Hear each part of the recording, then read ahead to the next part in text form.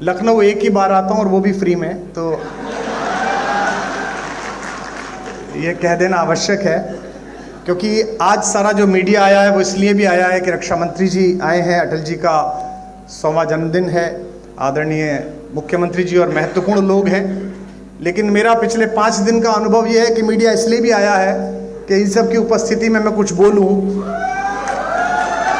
और उसमें से 20 सेकंड का काटकर चलाया जा सके। तो मैं आशा करता हूं कि कैमरा के जितने भी लोग हैं हम उन्हें पर्याप्त अवसर देंगे, प्रदान करेंगे। मेरे प्रति बड़ा स्नेह अटल जी का रहा, और कवि अगर प्रधानमंत्री भी बन जाए तो वो कवि रहता है। और वे जब प्रधानमंत्री पद पर सुशोभित थे तो महीने में एक बार, 2 महीने में एक बार जब भी उन्हें समय मिलता था तो स्मृति शेष प्रमोद जी के माध्यम से वो दिल्ली में रहने वाले, एनसीआर में रहने वाले जिन 3-4 कवियों को बुलाकर उनको सुनते थे और कुछ अपना लिखा हुआ सुनाते थे। उनमें सबसे कम वय का और बिल्कुल अल्पज्ञ बालक के रूप में उनका स्नेह मुझे मिला। ये मेरा सौभाग्य है। जैसा कि आदरणीय दिनेश जी ने उल्लेख किया था, यह भी सौभाग्य है कि जिन महनीय विभूतियों को पूरे भारत में लाखों लाख लोग प्रतीक्षा करके सुनते हैं, उन महनीय विभूतियों ने मुझे समय दिया कि मैं यहाँ अपनी बात कह सकूं। एक कवि की काव्य पाठ है, एकल काव्य पाठ है। यह भी कारण हो सकता है कि बाकियों ने पैसे मांग लिए हों, लेकिन मैं इसे अपना सौभाग्य मानता हूँ। आदरणीय मुख्यमंत्री जी से अनुरोध करता हूँ कि उन्होंने शासन व्यवस्था बहुत अच्छी की, कानून व्यवस्था बहुत अच्छी की, उप मुख्यमंत्री की वित्तीय हालत को भी वे थोड़ा सुधारें, तो केवल काव्य पर पलने वाले इस गरीब ब्राह्मण का भी भला हो सके। लेकिन मुझे लगता है कि जिस दिन ब्रजेश जी देना शुरू कर देंगे उस दिन ये बातचीत का क्रम बंद हो जाएगा। शायद इसीलिए उन्होंने संकल्प कर रखा है कि उन्हें देना ही नहीं है। मैं कुछ एक पंक्तियां पढ़ता हूं। जब कभी हम अटल जी के बारे में बात करते हैं या किसी भी सफल व्यक्ति के बारे में बात करते हैं तो हमें लगता है कि यह सफलता एक दिन में प्राप्त हो गई होगी। ये सफलता एक दिन में प्राप्त नहीं होती, वर्षों लगते हैं, संघर्ष लगता है। और समूह और सामने बैठे हुए लोग अक्सर सफलता के सितारे देखते हैं, असफलता का एकात्म रुदन कोई नहीं देखता। उस एकात्म रुदन से जब सफलता निकलती है तो उसे चकाचौंध भाव से पूरा विश्व देखता है, पूरा प्रदेश देखता है, पूरा भारत देखता है। अटल जी भी उसी सफलता के मानक पर चढ़े और मंच पर जो लोग बैठे उन्होंने भी यही सफलता प्राप्त की। इस कार्यक्रम में एक अनुभव मुझे बार बार ऐसा भी होता है, जब भी भाषण होते हैं, विशेष रूप से भूपेंद्र जी का जब भाषण होता है तो मुझे लगता ही नहीं कि ये कवि सम्मेलन है। मुझे लगता है थोड़ी देर बाद भूपेंद्र जी सदस्यता की पर्ची लेके मेरे पास भी आ जाएंगे। और अरे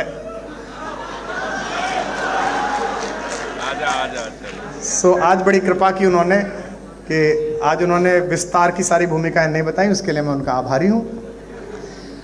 मैंने सुना कि जगत को जीतने के बाद, मैंने सुना कि महासमर गीता में, महासमर महाभारत में गीता का वाचन करने के बाद, 5 निर्वासित राजकुमारों को विजय दिलाने के बाद, जरासंध और शिशुपाल जैसे राक्षसों के वध की परियोजना को पूर्ण करने के बाद योगेश्वर कृष्ण एक बार ब्रज लौटे थे। उस भावभूमि पर मैं एक गीत विशेष रूप से सुनाता हूं, क्योंकि मंच पर वे सभी लोग बैठे हैं जिन्होंने अपने अपने जीवन के महासमर में कृष्ण की भूमिका निभाई है। यहाँ बहुत सारे लोग ऐसे हैं जिनके जीवन में और रस था, लेकिन लोक मंगल के इन्होंने रस का त्याग किया। जब कभी गुजरात जाता हूं तो मैं गुजरात के लोगों से शिकायत जरूर करता हूं कि आपसे यह शिकायत है कि हमने हंसता गाता गुनगुनाता बांसुरी बजाता हुआ कन्हैया आपको सौंपा था, आपने उसे द्वारिकाधीश तो बनाया पर उसकी बांसुरी भी छीन ली और उसकी राधा भी छीन ली। ये पहली परियोजना। सुनते हैं कि कृष्ण ब्रज लौटे और यह खबर उनके वियोग में आंख खो चुकी राधा जी को प्राप्त हुई। किसी ने कहा इस बार तीज के मेले में कन्हैया आने वाला है। तब तक राधा अपने नेत्रों की ज्योति लगभग खो चुकी थी। इसकी प्रारंभिक 2-3 टिप्पणियों पर आपका नाद मेरी भूमिका तैयार कर देगा। तो किसी ने कहा कृष्ण आने वाले हैं, राधा चुप रही। उसके बाद वो समय भी आया जिस दिन कृष्ण आने वाले थे। आज मुख्यमंत्री जी आते, रक्षा मंत्री जी आते तो बाहर तक पता चल जाती है कि एक विशिष्ट अतिथि आए हैं। वो तो सम्राटों के सम्राट थे, पूरे मेले को पता चल गई, गोकुल को पता चल गई कि कन्हैया आ गए हैं। कोई दौड़ती हुई सखी राधा की कुटिया पर गई और कहा राधा कृष्ण आ गया है। राधा चुप रही। फिर राधा की कुटिया का पता ढूंढते हुए स्वयं योगेश्वर कृष्ण वहां तक पहुंचने को उद्यत हुए। आधे रास्ते में फिर एक सखी भागी गई और कहा, राधिका तेरा कन्हैया आ गया है। राधिका फिर भी चुप रही। जब कुटिया के द्वार पर अश्रुपूरित नेत्रों से कृष्ण खड़े हुए और उन्होंने म्लान राधा को दीप्ति वाले चेहरे के साथ देखा, तो राधा की सबसे प्रिय सखी विशाखा ने राधा के कान में कहा, बावरी, जिसके लिए रो रो कर आंखें खोदी वो कन्हैया आ गया है। राधा ने जो उत्तर दिया वो मेरे गीत की भूमिका है। आपकी ध्वनि बताएगी कि आपको भूमिका कैसी लगी। कहा कि कन्हैया आ गया है। राधा ने कहा, जगत भर आया है, जब बाह भर आ जाएगा तो मान लो कि क्या आ गया। ये सभी सफल लोग अपने शयन कक्षों तक जगत भर पहुंचते हैं, बाह भर नहीं पहुंचते। जमाने भर की चिंताएं रहती हैं। हम सब जो लोग अंतरंगता के व्रत में आते हैं, हम सब जानते हैं कि देश की रक्षा सीमाओं की सुरक्षा के लिए दिन रात उद्यत रक्षा मंत्री जी किस मानसिकता में पिछले 1 वर्ष से काम कर रहे हैं। हम सब जानते हैं, परिवार के सदस्य होने के कारण जानते हैं। लेकिन उनकी दृढ़ता में, उनके चाल में, उनके संकल्प में, उनकी वाणी में जरा कंपन आप अनुभव नहीं कर सकते। किसी ने कहा कि तेरे पास तक आ गया है, अब थोड़ा और गंभीर हो जाइए, अच्छा सुनना है आप। पहुंचकर कृष्ण ने कहा, राधिका मैं तेरा कन्हैया। राधा ने सिर पर हाथ फिराया और कहा, इस पंक्ति को आप पकड़ लेंगे तो मैं जान जाऊंगा। कहा, कृष्ण की प्रेमिका की कुटिया में तुम्हारा स्वागत है द्वारिकाधीश। कृष्ण का कैसी बात करती है, मैं तेरा कन्हैया, द्वारिकाधीश क्यों कहती है? थोड़ा और जागे पीछे के लोग। राधा ने कहा, हाँ द्वारिकाधीश, मैंने भी यही सोचा कि मेरा कान्हा आ गया है। मैंने आपके सिर पर हाथ फिराया तो ये सोचा कि मोर पंखों से मेरी उंगलियां छुएंगी, लेकिन सम्राट के मुकुट में निकली हुई किरचों से मेरी हथेलियां कट गई हैं। द्वारिकाधीश तुम्हारा स्वागत। कृष्ण ने राधा का हाथ पकड़ा और अपने हृदय पर रखा और कहा, अनुभव कर इस हृदय की गति को। मैं तेरे लिए गीत गोविंद गाने वाला तेरा कृष्ण। झटके से हाथ छुड़ाकर राधा ने जो कहा, फिर और हाथ खुलेंगे शायद आपके तालियों में। राधा ने कहा, हाँ द्वारिकाधीश, मैंने आपके हृदय पर हाथ यही सोचकर लगाया था कि वन फूलों की मालाएं मेरे हथेली से लगेंगी, लेकिन आपके गले में पड़ी हुई मणियों ने मेरी हथेलियों पर किरच डाल दी हैं। आपका स्वागत है द्वारिकाधीश। आखिरी टिप्पणी और गीत आ रहा है, इसे स्वीकार करिएगा। गीत की अगवानी में अपने हाथ उठाइए। हाथ पकड़कर कहा, इस हाथ को अनुभव कर, इसी से मैंने मुरली बजाई। हाथ छुटाकर राधा ने कहा, हाँ द्वारिकाधीश, मैंने आपका हाथ यही सोचकर थामा था कि इसमें मुरली का स्पर्श होगा, लेकिन शिशुपालों की गर्दन उड़ा देने वाले चक्र को धारण करते करते आपकी उंगलियों में गड्ढे पड़ गए हैं। आओ द्वारिकाधीश, तुम्हारा स्वागत। कृष्ण ने कहा कि मेरे लिए क्या है, मैं तेरे लिए गीत गाना चाहता हूँ। राधा ने कहा कि नहीं, अब जाओ दुनिया को गीता सुनाओ, महासमर में लोगों को विजेता दिलाओ। मैं जिस प्रेम में थी उसमें आनंद में हूँ। बस आखिरी बात कह रहा हूँ, फिर गीत सुना रहा हूँ। कृष्ण बनने की पहली शर्त ये है कि हम सबको अपना गोकुल, अपनी राधाएं, अपनी बांसुरियां छोड़कर आनी पड़ती हैं। पहली बार ये गीत शायद हिंदी में या किसी भाषा में हुआ है। कुछ लोग रो रहे हैं जिनकी आंखों में आंसू हैं। लोग मुझसे अक्सर पूछते हैं कि आपको सरकारी सम्मान नहीं मिले। पिछली सरकारें तो दे भी नहीं सकती थी, उनकी तो भारतीय यश की दूसरों के लिए ही थी। लेकिन मैं ये मानता हूं कि इतने महनीय श्रोता सुने और इतने महनीय श्रोता रो पड़े, ये किसी भी बड़े सम्मान से कम बात नहीं है। इसके लिए आभार करते हैं। सुनिएगा, गीत सुनाता हूं कि कृष्ण क्या कह रहे हैं। आप सब भी गुनगुनाइए और गाइए। मंच का विशेष आशीर्वाद स्नेह चाहता हूं, सुनिएगा। कृष्ण ने राधा से कहा कि मथुरा छूटी छूटी द्वारिका। बस थोड़ा आनंद के साथ सुनिएगा। मैं जानता हूं कि कुछ उत्साही आप सब लोग भी हैं, लेकिन इस समय महफिल कैसी है, सामने लोग कौन है? महफिल का शहसवार फकत नाखुदा नहीं, महफिल में बैठने का सलीका भी चाहिए। तो मथुरा छूटी, आप सब जानते हैं कि जब खुले मैदान में कोई अखाड़ा होता है तो मेरी भाषा क्या होती है, लेकिन यहाँ वे लोग बैठे हैं जो मानक लोग हैं, जिनका मैं बहुत आदर करता हूँ और जिनका मेरे प्रति अहेतुक स्नेह है। उन सब के प्रति मैं जानता हूँ आदरणीय मुख्यमंत्री जी का, आदरणीय रक्षा मंत्री जी का और मंच पर बैठे तमाम महनीय लोगों का मेरे प्रति बड़ा प्रेम है। उस प्रेम को हाजिर नाजिर जान के पढ़ रहा हूँ कि मथुरा छूटी छूटी द्वारिका, इंद्रप्रस्थ ठुकराऊं वाह कर सकते हैं, वही पेमेंट है आज। आप सब भी अब मंच से अनुरोध करूंगा कि आप लोग जरूर वाह करते हैं, जो कि पार्टी का कार्यकर्ता पहले नेता की तरफ देखता है कि नेता कर रहा है कि नहीं कर रहा। कि मथुरा छूटी, सरकार में बहुत होता है, हमने भी दुर्भाग्य से एक बार चलाई थी। तो वो 90 के बैच का आईएएस चुटकुला सुनाता था तो 85 वाला हंसता ही नहीं था कि जूनियर पे क्या हंसना। कि मथुरा छूटी छूटी द्वारिका, इंद्रप्रस्थ ठुकराऊं। अगली पंक्ति पर वाह करना, पंक्ति पढ़ रहा हूं। कि मथुरा छूटी छूटी द्वारिका, इंद्रप्रस्थ ठुकराऊं। बंसी छूटी गोकुल छूटा, कब तक चक्र उठाऊं। बंसी छूटी गोकुल छूटा, कब तक चक्र उठाऊं। जो लोग समझ जाएं कि बड़े ठाकुर और छोटे ठाकुर के बीच क्या संबंध है, राम और कृष्ण के बीच, वो ये पंक्ति पकड़ लेंगे कि बंसी छूटी। अब महाराज जी, हमारे ब्रज में कहानी आती है कि जब 15 वर्ष के हो गए कन्हैया और 15वें जन्मदिन पर 14वें जन्मदिन के बाद माता देवकी और वसुदेव को छुड़ाने के लिए पहुंचे कारागार में कंस का वध करके, और पैर छुए तो रास मंजरी में एक गीत आता है कि माता देवकी ने उनको जोर से एक घूंसा मारा और कहा कि बड़ा योगेश्वर बनता है, बड़ा शक्तिशाली बनता है। मां को 14 साल के लिए छोड़ के रखा, छुड़ाने नहीं आया। तो कन्हैया तो थोड़े चुलबुले हैं, मजाक में कहा मैया क्यों मारती है, पिछले जन्म में 14 साल तूने छोड़ दिया था, इस बार 14 साल मैंने छोड़ दिया। कि बंसी छूटी गोकुल छूटा। अब अगली पंक्ति आती है, संभालिएगा, मुझे बताइएगा अटल जी के श्रोता। बंसी छूटी गोकुल छूटा, कब तक चक्र उठाऊं। पिछले जन्म जानकी तुझ बिन जैसे तैसे बीता।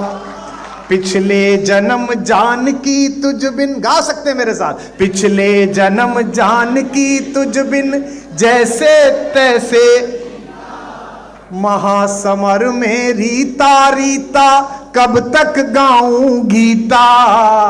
महासमर में रीता रीता, कब तक गाऊं। और अभी कितने जन्मों तक, हम पर संगीत नहीं है लेकिन ये अटल जी का मंच अगली पंक्ति के समापन पर तालियों की ताल से झूमे, ऐसा मन है। और अभी कितने जन्मों तक, और अभी कितने जन्मों तक तुझसे दूर बिताऊं। कब तक गीत सुनाऊं राधा, कब तक गीत सुनाऊं। कब तक गीत सुनाऊं राधा, कब तक, गाइए। कब तक गीत सुनाऊं राधा। पहला बंद सुनिएगा कि बचपन से प्रभुता का बोझा ढोते कटी जवानी। अपेक्षाएं आपको बहुत कष्ट सौंपती हैं।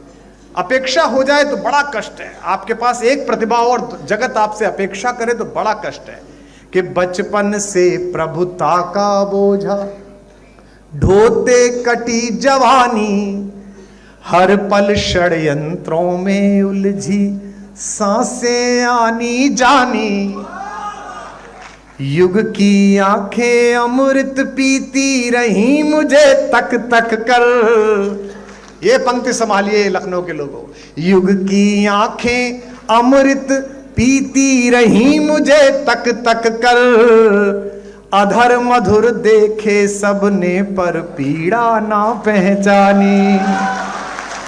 अधर मधुर देखे सबने पर पीड़ा ना पहचानी। ये बड़े बड़े घर, ये बड़े बड़े नेम प्लेट और इनके पीछे का अकेलापन मंच अनुभव करता है। मैं किसी का संकेत नहीं कर रहा, आप समझ जाएंगे। अधर मधुर देखे सबने पर पीड़ा ना पहचानी।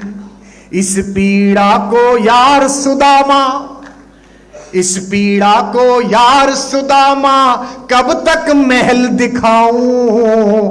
कब तक गीत सुनाऊं राधा, कब तक गीत सुनाऊं।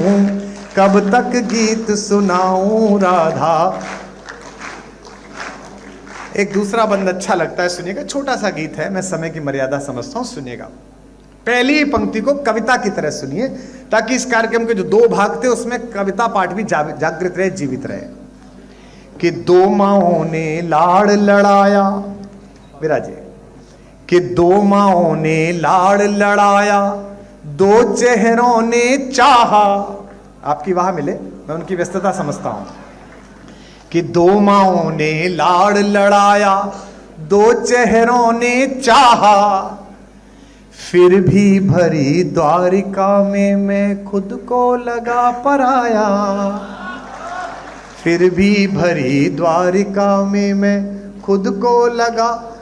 हर कार्यक्रम में आप जाइएगा तो आपको शॉल पहनाया जाता है।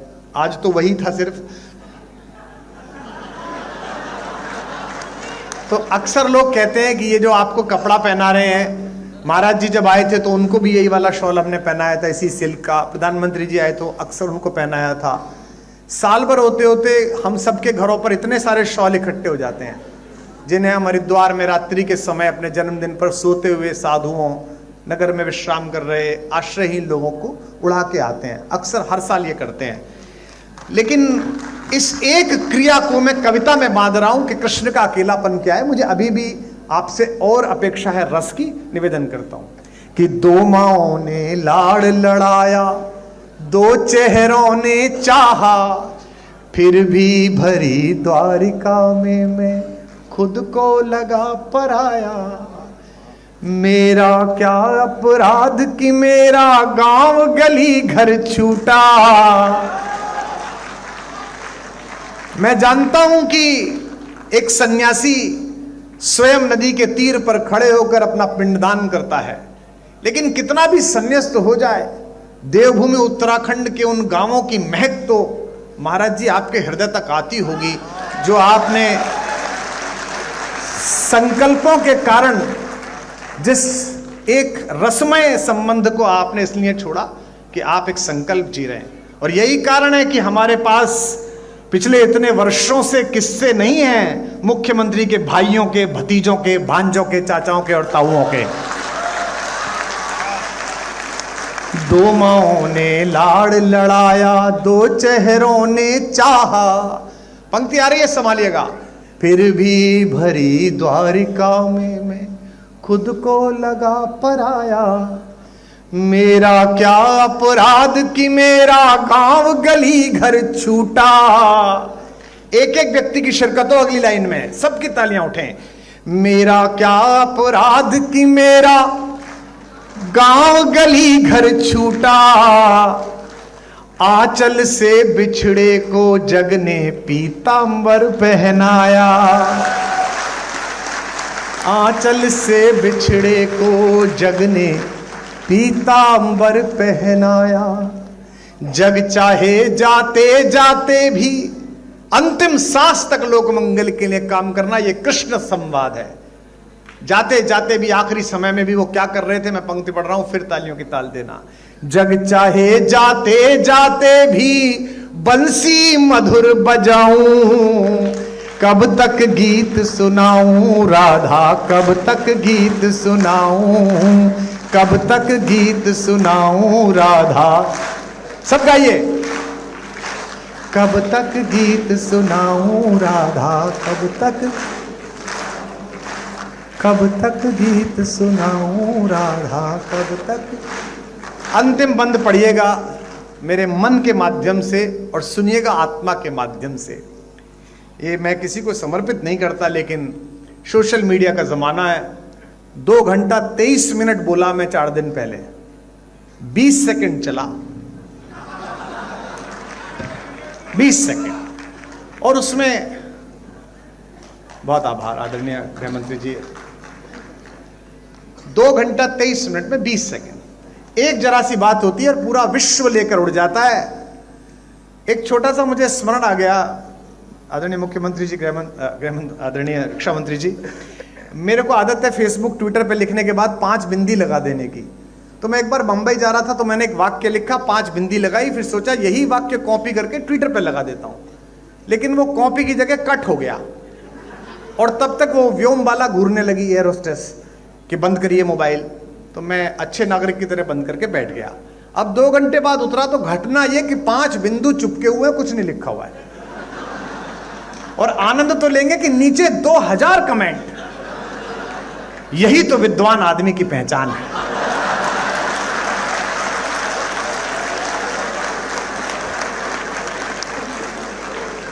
पंच तत्वों को क्या सुंदर तरीके से बताया।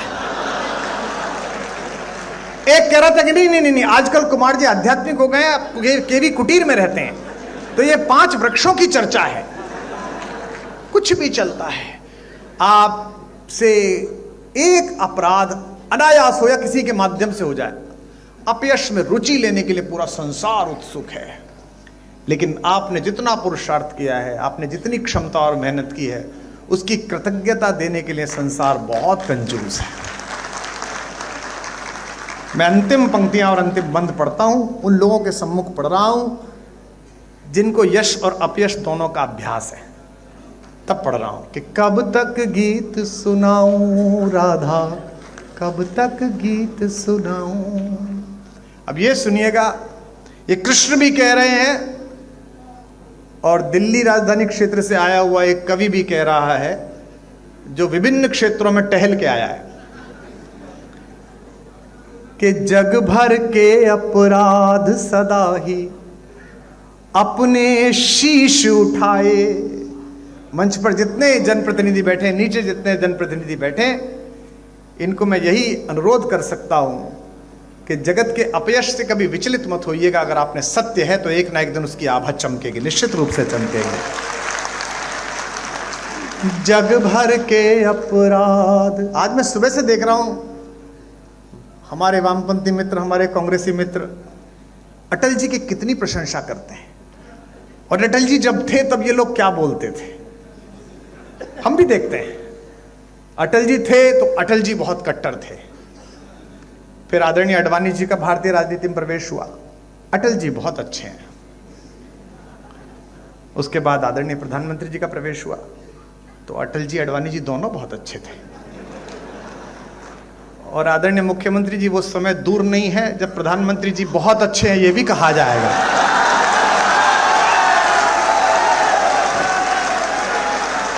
जग भर के अपराध सदा ही। कितना निर्मम जगत है, कितना निर्मम है भाई। और यह केवल भगवती कृपा से होता है, यह केवल माता सरस्वती की कृपा से होता है कि आप निष्कलंक कहीं से लौट आए। मैं अटल जी की कृपा मानता हूं, वे राजनीति में निष्कलंक अजात शत्रु रहे। मैं भी एक छोटा ओरिएंटेशन कोर्स करके अब बाहर आया। यह भगवत जी की कृपा थी कि मुझे देश के सर्वाधिक मेहनीय लोग बैठकर सुन रहे हैं, अन्यथा मैं भी दिल्ली में दारू के ठेके का हिसाब दे रहा होता। कहां है कि जग भर। भाई ऐसा है, केवल आप ही को नहीं सुनना, उनको भी तो खबर चाहिए कि जग भर के अपराध सदाई। सुनिएगा 4 पंक्ति आप जीवन भर न भूल पाएंगे आज की शाम, कि जग भर के अपराध सदा ही अपने शीश उठाए। हम 10वीं में थे, रक्षा मंत्री जी इस बात से कुंठित रहते थे कि दिन रात मेहनत करने के बाद भी हमारे भी उतने नंबर आते थे जितने नकल करने वालों के आते थे। आपके आने के बाद हमारे प्रोफेसर पिताजी ने कहा, जो संघ के स्वयंसेवक है, इस बार लगा दे घुटने। अब के आ गया राजनाथ सिंह, नकल पे हो गई है नकेल, या तो तू जीतेगा या वो जीतेंगे। और हम सौभाग्यशाली है कि उस बार हमने अपना जिला टॉप करा, जो कि हमने सच्चाई से पढ़ाई की थी। कि जग भर के अपराध सदा ही अपने शीश उठाए। गाना इसको, और अगली पंक्ति पर महोत्सव कर देना। जग भर के अपराध सदा ही अपने शीश